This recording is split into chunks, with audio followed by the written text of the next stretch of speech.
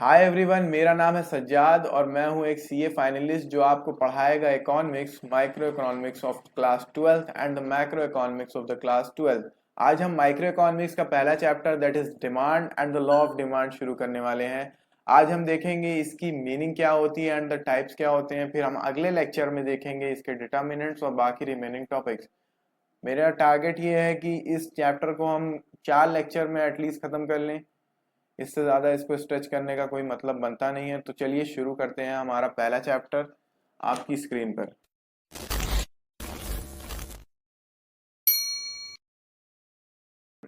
की मीनिंग और introduction. Introduction के लिए हम एक एग्जांपल की मदद लेते हैं। अब सपोज करिए ये आप हैं, ये आपका एक और फ्रेंड है कोई, और ये कोई एक और फ्रेंड है। अब आप लोग कहाँ गए थे? बाहर गए हुए थे, निकले हुए थे घर से बाहर शाम के टाइम। तो अब सपोज करते हैं इनकी जेब में थे 100 रुपये, इनकी जेब में थे 200, इनकी जेब में थे 100 रुपये। नाम दे देते हैं इन लोग को एक्स, वाई और जेड। तो आप लोग का क्या हुआ? खाने का मूड हुआ। खाने का मूड हुआ तो हमने क्या ढूंढा? कैंटीन ढूंढी। कैंटीन ढूंढी या कोई शॉप ढूंढा। अब वहां जाके बैठ गए। अब वहां जाके बैठने के बाद डिस्कशन हो रहा है क्या खाया जाए, समोसा लिया जाए, चाय ली जाए या क्या लिया जाए। तो ये डिसाइड हुआ कि समोसे मंगाते हैं, दो दो समोसे मंगाते हैं, 3 चाय मंगा लेते हैं। तो अब इसके बाद हुआ कि पैसे कौन देगा। तो ये कहने लगे पहले आप, ये कहने लगे पहले आप, ये कहने लगे पहले आप, ये कहने लगे पहले आप। अब यहाँ पे देखा जाए तो क्या हो रहा है? पैसे तो हैं और कमोडिटी खरीदनी भी है, अमाउंट ऑफ कमोडिटीज खरीदनी भी है, दो दो समोसे और 3 चाय। तो यहाँ पे क्या हो रहा है? कमोडिटी भी खरीदनी है, पैसे भी हैं, लेकिन क्या है? विलिंगनेस टू स्पेंड नहीं है। कोई कह रहा है पहले आप दीजिए पैसे, पहले आप दीजिए, अगली बार हम खिला देंगे। तो यहाँ पे क्या हो जाएगा कंडीशन? यहाँ से विलिंगनेस टू स्पेंड ये गायब हो जाएगी। और जब जैसे ही विलिंगनेस गायब हो जाएगी तो वो हमारी जो डिमांड बनने वाली थी चीज़, हम जिसको खरीद सकते थे, अमाउंट ऑफ कमोडिटी ले सकते थे परचेजिंग पावर को स्पेंड करके, पैसे को स्पेंड करके, वो हमारी सिर्फ एक डिज़ायर रह जाएगी। अब हम लोग वहाँ से उठ के चले आए और 2 चाय और समोसे जो थे हमारी, 3 चाय और दो दो समोसे, वो हमारी ख्यालों में रह गए। तो डिमांड क्या होता है? एक बार हम लोग इसको नोट से रेफर कर लेते हैं, क्योंकि एग्जाम में तो ऐसे लिख के आना नहीं है। एग्जाम में तो इंग्लिश में लिख के आना है और प्रॉपर स्ट्रक्चर से लिख के आना है। तो मीनिंग ऑफ द डिमांड को अगर हम समझें तो ये क्वांटिटी होती है, quantity of a commodity that consumer is willing to मतलब खरीदना चाहता है, मतलब उसे पैसा खर्चा करना है। And able to purchase, able to का मतलब ये परचेजिंग पावर को डिफाइन कर रहा है कि उसके पास पैसे हैं, वो खरीद सकता है। Eight various possible prices during a specified period of time. Eight various possible prices की 10 रुपए की चीज़ मिलेगी तो हम इतना लेंगे, 20 की मिलेगी तो थोड़ा हम उसे कम कर देंगे, 15 की मिलेगी तो थोड़ा हम 10 से जितना ले रहे थे उससे थोड़ा कम करेंगे, 20 की मिलेगी और कम करेंगे। लेकिन अगर वही चीज़ 5 की मिलने लगे, कोई चीज़ सस्ती मिलने लगे, तो हो सकता है हम उसका कंजम्पशन बढ़ा दें। अगला देखते हैं, लेयर्स समझते हैं डिमांड की डेफिनेशन की। This definition has multiple layers. पहला तो विलिंगनेस बताया कि कंज्यूमर का इंटेंशन है कि वो गुड्स को खरीदेगा और उसकी इच्छा है अंदर से कि वो पैसे को खर्चा करेगा। जैसे इस केस में हो रहा था, कोई पैसा खर्चा ही नहीं करना चाह रहा था, पैसे तो सबके पास थे और खाना भी सबको था, लेकिन स्पेंड करने की किसी के अंदर विलिंगनेस नहीं थी। तो ये पर्टिकुलर चीज़ डिमांड में कन्वर्ट नहीं हो पाई। लेकिन वहीं अगर आगे हम देखें तो यहाँ पे ability means the consumer has the sufficient purchasing power. यहीं पे देखें तो ये इन लोगों के पास सफिशिएंट परचेजिंग पावर थी, 100 200 100, लेकिन विलिंगनेस थी नहीं, परचेजिंग पावर तो थी। तो डिमांड होने के लिए परचेजिंग पावर भी चाहिए, विलिंगनेस भी चाहिए, और डिमांड हमेशा एक्सप्रेस होती है एक गिवन प्राइस पर और एक टाइम पीरियड पर। टाइम पीरियड का मतलब हम लोग समझते हैं। तो डिमांड स्टेटमेंट अगर हम देखें तो वो for a time period and particular price पर वो होता है। जैसे एक टेबल की मदद से हम समझते हैं, price this is quantity demanded.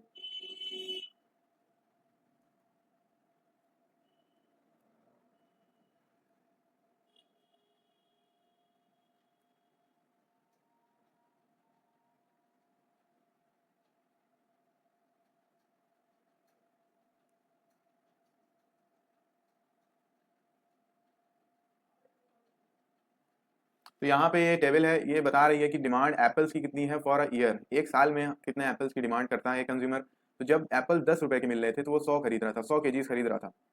लेकिन जैसे ही प्राइस बढ़ा, 12 हो गया, महंगाई आ गई, तो उसने थोड़ा कम किया कंजम्पशन अपना। लेकिन और बढ़ गया तो उसने और कम कर दिया, वो 60 केजीज पे आ गया। लेकिन यही अगर ये 10 से 8 हो जाता तो हो सकता था वो 120 केजीज खरीदने लगता, हो सकता था वो 130 केजीज खरीदने लगता, हो सकता था वो 150 केजीज खरीदने लग सकता। डिपेंड करता है उसकी परचेजिंग पावर कितनी थी, कितनी है, उस पर वो डिपेंड करता है कि वो कितना खरीदेगा। तो डिमांड जो है हमेशा प्राइस पे डिफाइन होगी कि इतने प्राइस पे मेरी इतनी डिमांड थी, और ये डिमांड जो है फॉर अ टाइम पीरियड होगी, मतलब कि ये 1 महीने की डिमांड है, कि 1 साल की डिमांड है, कि 1 दिन की डिमांड है, कि 1 मिनट की डिमांड है। For a year, for a month, for a time period. तो आगे हम लोग देखते हैं अब डिमांड जो है हमेशा एक स्पेसिफिक प्राइस और टाइम पीरियड के रिलेशन में एक्सप्रेस होगी। अगर हम लोग ऐसा नहीं करते हैं तो क्या होगा, कन्फ्यूजन क्रिएट होगा, वेग हो जाएगा और अनयूजेबल, वो कोई काम का नहीं रहेगा। एग्जाम्पल लेते हैं, मान लीजिए हमने कह दिया, कि demand for apples is 200 kgs। अब यहाँ पे हमने क्या किया, टाइम पीरियड मेंशन नहीं किया, तो 200 kgs से क्या मीनिंग निकल रही है, ये एक ईयर के लिए है, कि ये एक मंथ के लिए है, कि ये एक दिन के लिए है, कि ये एक मिनट के लिए है। तो इससे क्या निकल रही है मीनिंग, 200 kg पूरे साल में कंज्यूम करना है डिमांड है, कि एक महीने की डिमांड है, कि एक दिन की डिमांड है। तो इससे थोड़ा वेगनेस आ जा रही है, कन्फ्यूजन पैदा हो जा रही है, तो इससे क्या होगा कि अगर हम कोई चीज़ एनालाइज करने बैठेंगे तो इसका कोई फायदा हमें समझ में आ नहीं रहा है, क्योंकि मीनिंग ही नहीं क्लियर है। तो यही चीज़ कह रहा है कि अगर डिमांड जो है हमारी टाइम पीरियड और स्पेसिफिक प्राइस के साथ मेंशन नहीं हो तो वेग बन जाएगी, कंफ्यूजन क्रिएट हो जाएगा और उसका कोई यूज नहीं रह जाएगा। अब यहाँ पे एक इंपॉर्टेंट पॉइंट आ रहा है कि डिमांड एक फ्लो कॉन्सेप्ट है। फ्लो कॉन्सेप्ट मतलब कि ये per day, per month, per year ऐसे मेजर होता है, ये at a point of time measure नहीं होता है कि टुडे आज कितना है। जैसे समझते हैं इसको एक एग्जांपल से, कॉन्सेप्ट दो तरीके का होता है, स्टॉक कॉन्सेप्ट और फ्लो कॉन्सेप्ट। स्टॉक कॉन्सेप्ट जो है, स्टॉक कॉन्सेप्ट हम उस चीज़ को कहते हैं अगर हम किसी चीज़ को eight a point of time, मतलब आज कितना है, कल कितना था या कल कितना होगा, ऐसे मेजर करते हैं तो वो स्टॉक कॉन्सेप्ट है, मतलब at a particular point of time.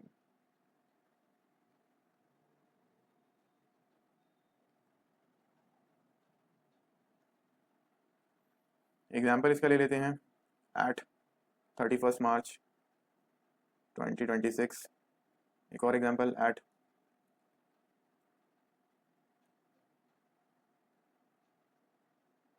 तो यहाँ पे देखा जाए तो एक पॉइंट ऑफ टाइम, एक समय दे दिया गया है कि इस टाइम पर अपनी क्या पोजीशन है उसको मेजर करिए। तो इसको अगर हम देखें तो ये एक पोजिशनल कॉन्सेप्ट बन जाता है, ये पोजीशन बताता है।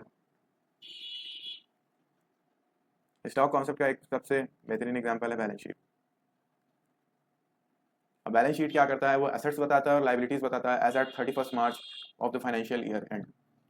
31 मार्च को हमारे पास कितनी एसेट्स थी, कितनी लाइबिलिटीज थी, ये बैलेंस शीट बताता है। तो वो स्टॉक कॉन्सेप्ट है। लेकिन वहीं अगर दूसरे हाथ पे हम देखें प्रॉफिट एंड लॉस अकाउंट को, वो पूरे साल का बताता है कि ड्यूरिंग द ईयर हमने क्या कमाया, क्या खर्चा किया, फिर उससे प्रॉफिट आता है। वो during the year, during a time period की बात करता है, तो वो एक फ्लो कॉन्सेप्ट हो गया। वैसे ही डिमांड भी एक फ्लो कॉन्सेप्ट है, ये for a year, for a day, for a month, इस तरीके से एक्सप्रेस किया जाता है। तो अगर हम फ्लो कॉन्सेप्ट को देखें तो लिख सकते हैं कि measured during a point of time, during a time period. Example इसका आ जाएगा प्रॉफिट एंड लॉस अकाउंट। तो ये हमारा स्टॉक कॉन्सेप्ट और फ्लो कॉन्सेप्ट का ओवरव्यू था। अब हम यहाँ पे इसको दोबारा पढ़ते हैं। तो डिमांड जो है हमेशा फ्लो कॉन्सेप्ट है। इसका क्या मतलब हुआ कि ये like per day, per month, per year, इन सब जैसे टर्म्स में एक्सप्रेस किया जाता है। डिमांड रिलेटेड टू प्राइस होता है, बता ही दिया कि प्राइस चेंज होगा तो उसका डिमांड पे इफेक्ट पड़ेगा। प्राइस बढ़ रहा था तो हमने कंजम्पशन कम कर दिया था, प्राइस घटा तो हमने कंजम्पशन बढ़ा दिया। कितना कंजम्पशन कम करेंगे, कितना बढ़ाएंगे, वो हमारी परचेजिंग पावर पे डिपेंड करता है और इलास्टिसिटी ऑफ डिमांड पे डिपेंड करता है, जो कि हम अगला या उसके अगला चैप्टर होगा उसमें हम समझेंगे। तो दो कॉन्सेप्ट होते हैं, डिमांड और डिजायर। डिजायर का मतलब बता दिया कि हम उसको सिर्फ सोच सकते हैं, हम उसे खरीद नहीं सकते, मतलब हमारे पास परचेजिंग पावर नहीं है, वो सिर्फ हमारे ख्यालों में है। तो desire, want without the money is called as desire, कि हम उसे खरीद नहीं सकते हैं। लेकिन वही डिमांड की अगर हम बात करें तो वांट भी है, हमारे पास पैसा भी है, और मोस्ट इंपॉर्टेंटली हमें विलिंगनेस टू स्पेंड भी है, हम खर्चा भी करना चाहते हैं। डिमांड के देखिए 4 एलिमेंट्स होते हैं, सारे एलिमेंट्स हमने डिस्कस कर लिए। टाइम पीरियड होना चाहिए, टाइम पीरियड के साथ एक टाइम पीरियड होना चाहिए, प्राइस होना चाहिए, विलिंगनेस टू स्पेंड होनी चाहिए, और क्या होना चाहिए हमारा, टाइम पीरियड होना चाहिए, प्राइस होना चाहिए, विलिंगनेस टू स्पेंड होना चाहिए, और वांट होना चाहिए, हमें उस चीज़ की ज़रूरत होनी चाहिए। 4 चीज़ें हैं यहाँ पे, desire, ability, willingness, price and the time. अब एक एग्जांपल दिया हुआ है डिमांड का कि 50 रुपए का पिज़्ज़ा मिल रहा है तो हो सकता है हम एक ही खरीदें, लेकिन अगर 20 का हो जाए तो हम बुक्कड़ आदमी, हम तीन तीन पिज़्ज़ा खरीद सकते हैं, क्योंकि प्राइसेस फॉल हो गए हैं तो डिमांड बढ़ गई है, क्योंकि हमें चीज़ें सस्ती पड़ रही हैं। बाकी एग्जांपल दिए हुए हैं, इनको रेफर कर सकते हैं हम लोग। यहाँ पे अ पर्सन, एक आदमी को लग्जरी कार चाहिए लेकिन उसकी औकात नहीं है कि वो उसे अफोर्ड कर सके, पैसे नहीं है उसके पास, तो ये सिर्फ डिज़ायर रह जाएगी, ये कभी डिमांड बन ही नहीं पाएगी। लेकिन वहीं अगर ये देखा जाए तो ये एक प्रॉपर डिमांड स्टेटमेंट है। एक स्टूडेंट बाइज अ 2 नोटबुक, अब यहाँ अमाउंट ऑफ कमोडिटी आ गया कि 2 नोटबुक पर वीक, टाइम पीरियड आ गया पर वीक, दो कंडीशन पूरी हो गई, एट 50 रुपीज ईच, प्राइस आ गया, बाइस वर्ड यूज हुआ है तो मतलब विलिंग है, खरीदना चाह रहा है वो, विलिंगनेस भी आ गई, और बाइस वर्ड यूज हुआ है तो इसका मतलब वो खरीद चुका है, इसका मतलब वो उसके पास पैसा भी रहा होगा, एबिलिटी भी रही होगी, तभी वो खरीद चुका है। तो ये एक प्रॉपर डिमांड स्टेटमेंट इस तरह का दिखता है। ये डिमांड है क्योंकि इसमें सारी कंडीशन सेटिस्फाइड है। ये लास्ट एग्जाम्पल मैं आपके लिए छोड़ता हूँ, इसे आप रीड कर लीजिएगा। तो डिमांड को अगर हम एकदम समराइज फॉर्म में अगर एकदम रखें, एकदम एक इक्वेशन के तौर पर रखना चाहें, तो हम कह सकते हैं कि demand is equal to desire. इच्छा आपकी हुई, आपके पास पैसे थे, आपने उस पैसे को खर्चा किया, एक प्राइस पे किया आपने, और गिवन टाइम पीरियड में उस पैसे को खर्चा किया, तो ये हमारी चीज डिमांड बन जाएगी। अब नेक्स्ट टॉपिक हमारा शुरू होने वाला है, types of demand. Very important topic, लेकिन इसको एक सिंपलर वे में हम लिखना इसको टफ होता है, लेकिन हम समझना इसको बहुत ही आसान है। अब जैसे शुरू करते हैं आगे कि types of the demand, demand के कितने टाइप्स होते हैं। यहाँ पे इंडिविजुअल डिमांड या इसको हाउस होल्ड भी डिमांड कभी कभी कहते हैं। इंडिविजुअल डिमांड मतलब कि एक पर्सन की डिमांड कितनी है। एक पर्सन जैसे मेरी डिमांड कितनी है, मैं मान लीजिए एप्पल्स खरीदता हूँ, एक वीक में मेरा 2 kg का कंजम्पशन है या 3 kg का कंजम्पशन है। वही मेरे भाई है, उनका मान लीजिए 4 kg का कंजम्पशन है। अगर मैं अपनी बात करूँ इंडिविजुअल की, तो वो इंडिविजुअल डिमांड की बात हो जाएगी। अगर हम अपने को देखें तो वो एक इंडिविजुअल है, भाई को अपने देखें तो वो एक इंडिविजुअल है। मान लीजिए अब एक और एग्जाम्पल लेते हैं, इसी एग्जाम्पल में आगे बढ़ते हैं कि मान लीजिए पूरी दुनिया में हम 2 ही लोग बचे हुए हैं, तो हम दोनों की डिमांड को अगर हम मिला दें तो मार्केट डिमांड बन जाएगी हमारी, और बाकी दूसरे कंज्यूमर्स की डिमांड, एक इंडिविजुअल और अनदर इंडिविजुअल की डिमांड को हम लोग एग्रीगेट कर देंगे तो वो हमारी बन जाएगी मार्केट डिमांड। लेकिन वहीं अगर हम एक एक आदमी की डिमांड को देखेंगे तो वो हमारी इंडिविजुअल डिमांड कहलाएगी। तो अब इसको रेफर कर लेते हैं एक बार नोट से हम अपने। तो इंडिविजुअल डिमांड या हाउस होल्ड डिमांड क्या होता है? Demand by a single consumer for a good at the different prices over a period of a time. तो डिमांड की डेफिनेशन की तरह थोड़ा थोड़ा नहीं लग रहा है कि प्राइसेस भी हैं over a period of a time, और डिमांड बाय सिंगल कंज्यूमर। अगर हम इसको थोड़ा डिटेल में लिखना चाहें तो हम इसको ऐसे लिख सकते हैं, थोड़ा हम इसको डिटेल में लिखते हैं, डिटेल में इंडिविजुअल डिमांड को हम ऐसे लिख सकते हैं कि quantity of a commodity that an individual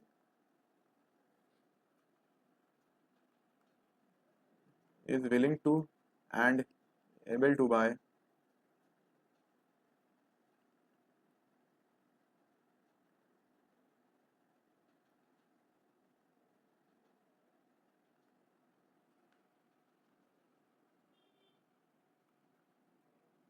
तो इंडिविजुअल डिमांड की थोड़ी डिटेल डेफिनेशन कुछ इस तरह से दिखेगी। ये डिमांड की डेफिनेशन है, बट थोड़ा सा चेंज यहाँ पे आया कि quantity of commodity that an individual, individual word यहाँ पे आ गया, is willing to and able to buy at various possible prices during the given time period. ये इंडिविजुअल डिमांड की डेफिनेशन है। अगर हम इसी को मार्केट डिमांड की डेफिनेशन में कन्वर्जन करना चाहें इसका, तो हमें सिर्फ एक छोटी सी चीज चेंज करनी है कि हम यहाँ पे एन इंडिविजुअल की जगह हम लिख देंगे all the household in the market या all the individuals in the market.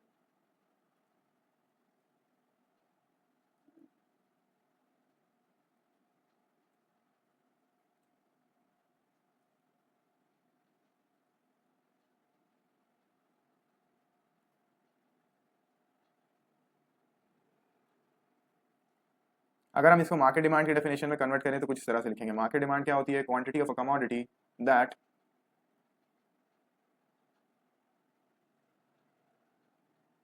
all individuals in the market। तो ये हमारी होगी मार्केट डिमांड की definition, quantity of a commodity that all the individuals in the market is willing to and able to buy at various possible prices during the given time period. ऐसे लिख सकते हैं, थोड़ा थोड़ा चेंज करके हम definition बना सकते हैं, और डिमांड की डेफिनेशन से हम इंडिविजुअल डिमांड की डेफिनेशन बना दी, हमने मार्केट डिमांड की डेफिनेशन बना दी। तो एग्जाम में कुछ इस तरह से लिखना है। बाकी कॉन्सेप्ट के लिए वही इंडिविजुअल डिमांड एक आदमी की डिमांड, और मार्केट डिमांड मतलब सारे इंडिविजुअल्स की डिमांड को अगर हम मिला दें तो वो हमारी मार्केट डिमांड बन जाती है। लेकिन यही अगर हम इकोनॉमिक्स के पॉइंट ऑफ व्यू से देखें तो इकोनॉमिक्स इंडिविजुअल को एक घर की तरह, हाउस होल्ड मतलब एक देश में काफी घर होते हैं, तो सारे घरों की डिमांड को अगर हम मिला देंगे तो वो मार्केट डिमांड बन जाएगी। लेकिन हम अगर एक घर की बात करते हैं तो वो इंडिविजुअल डिमांड कहलाएगी। तो इसीलिए इसको कभी कभी हाउस होल्ड डिमांड भी कहा जाता है। तो अब आगे बढ़ते हैं, हम एग्जाम्पल इसके देखते हैं कि स्टूडेंट, एक स्टूडेंट खरीदता है 2 नोटबुक पर वीक। तो ये एक इंडिविजुअल डिमांड का एग्जाम्पल है। अब यहाँ पे प्राइस मिसिंग है तो हम इसको लिख लेते हैं एट 20 रुपीज ईच। तो ये हमारा प्रॉपर इंडिविजुअल डिमांड का स्टेटमेंट बन जाएगा।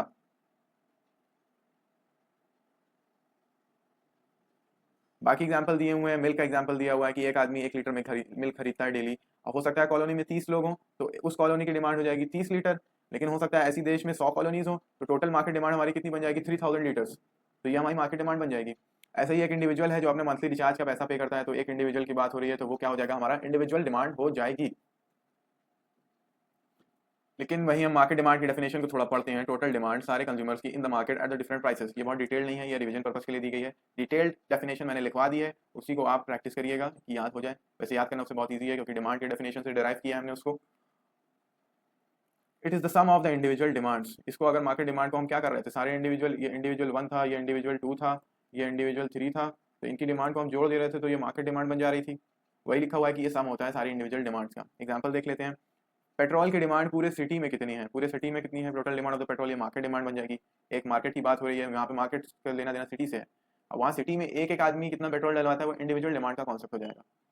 यहीं पे देखा जाए पूरे इंडिया में स्मार्टफोन की क्या डिमांड है, वीट की क्या डिमांड है पूरे मार्केट में, तो ये मार्केट डिमांड के मेरे एग्जांपल्स बन गए। नेक्स्ट कॉन्सेप्ट आता है x and demand and the expose demand. अब एक्स एंड और एक्सपोज डिमांड को हम समझना चाहें तो इसको सिंपल वर्डिंग्स में ऐसा लिख सकते हैं, क्या सोचा था, क्या हो गया। क्या सोचा था मतलब क्या प्लान किया था, प्लान डिमांड क्या थी हमारी, लेकिन क्या हो गया एक्चुअल में, हमारी डिमांड क्या निकल कर आई। यहाँ पे प्लान डिमांड, यहाँ पे एक्चुअल डिमांड। एक इसको एग्जाम्पल की मदद से समझते हैं। तो एग्जाम्पल ले लेते हैं कि हमें लेना था बनानाज, हमें लेने थे बनानाज लेने थे, तो हमने प्लान किया कि 100 बनाना लेके आते हैं और उसी को हम चलाएंगे, 1 वीक चलाएंगे। 100 बनाना हमें लेना था, 1 वीक चलाएंगे। यहाँ पे लिख के देखते हैं इसको, 100 बनानाज 1 वीक। ये हमारी क्या थी, हमारी प्लानिंग थी। लेकिन जब हम लेने गए तो वो भैया ने कहा कि 100 तो हो नहीं पाएंगे, 80 हो पाएंगे। अब वहाँ पे क्या हुआ कि हम प्लान करके गए थे 100, लेकिन हम लेके वापस आए 80 क्योंकि शॉर्टेज हो गई। तो ये 80 जो है मेरा, ये 80 बनानाज जो मेरे लेके हम आए, ये हमारी हो गई एक्चुअल डिमांड। ये हमने एक्चुअली खरीदा, ये हम प्लान करके गए थे। तो ये प्लान वाली जो डिमांड होती है, ये 100 बनानास को हम बोलेंगे एक्स एंड डिमांड, और इसको हम बोल देंगे एक्सपोज डिमांड। यही इसी को और थोड़ा इम्प्रोवाइज करते हैं एग्जाम्पल को, कि हमने 100 बनानास सोचा था, और सोचा था हम अकेले खाएंगे तो 1 वीक लगेगा, 1 वीक तक चलेगा। लेकिन ये हुआ कि जैसे ही हम बनाना लेने निकल रहे थे, एक मेहमान मेरा और आ गया। अब वो कह रहा है कि वो 1 वीक रहेगा, थोड़े बनानास अब वो भी खाएगा। तो अब हमने अपनी 100 सोचा था हमने, लेकिन हम लेके कितने लौटे, 150 बनानास, क्योंकि 50 बनानास तो एटलीस्ट वो खाएगा ही, ऐसा हमने सोचा। तो हमने सोचा था कि हम 100 बनानास लेंगे, लेकिन जब हम लेने गए तो वहाँ पे हमें पता चला कि एक मेहमान मेरे घर पे और आ गया है, तो हम उसे 50 बढ़ा के लेके आए। तो ये हमारी हो गई एक्सपोज डिमांड। लेकिन वहीं ये हमारी प्लान डिमांड थी, तो हम इसे एक्स एंड डिमांड कहते हैं। ये इसी चीज़ को हम नोट से अगर थोड़ा रेफर करें तो x and demand plan demand होती है, एक्सपेक्टेड डिमांड होती है, फ्यूचर पीरियड के लिए होती है।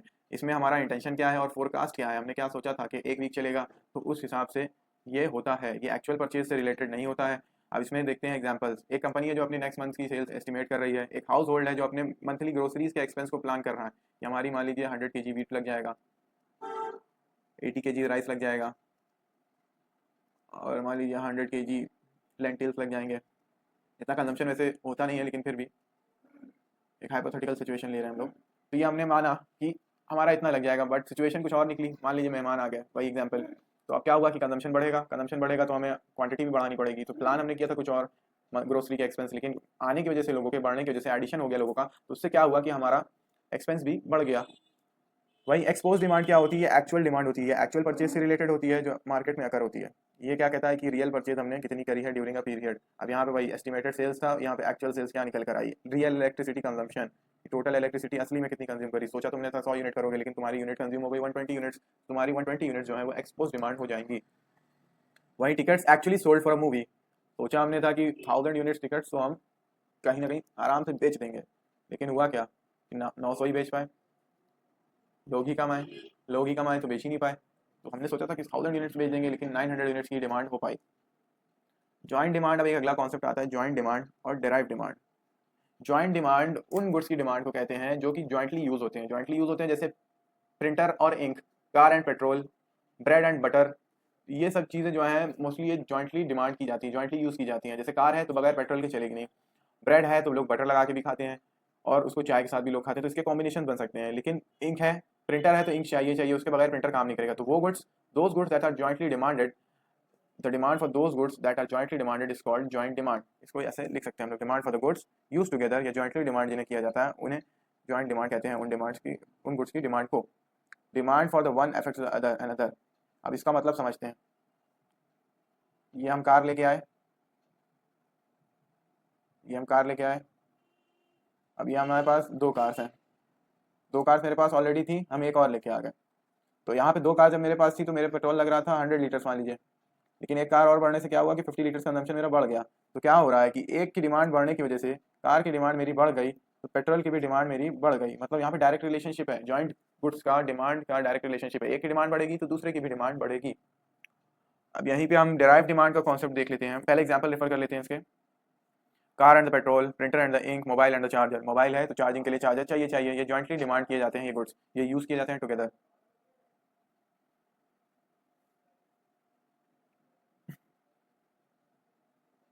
डेराइव डिमांड का अगर हम कॉन्सेप्ट समझें तो डेराइव डिमांड क्या कहता है कि एक गुड्स हमने खरीदा, उसकी वजह से मेरी दूसरे गुड्स की डिमांड भी आ गई। तो इसका समझ सकते हैं हम कि हम पैदल चलते थे, मेरे पास कोई व्हीकल था नहीं, लेकिन हमने बाइक खरीद ली, तो बाइक खरीदने की वजह से क्या हुआ कि अब हमें उसमें पेट्रोल डलाना पड़ रहा है। तो पेट्रोल की डिमांड को हम क्या कहेंगे कि ये डेराइव डिमांड है, क्योंकि ये किस एक्शन की वजह से हुआ, क्योंकि हमने बाइक खरीद ली, उसकी वजह से हमारी पेट्रोल की डिमांड बढ़ गई, तो ये डेराइव डिमांड कहलाएगी, पेट्रोल की डिमांड। एग्जाम्पल देख लेते हैं।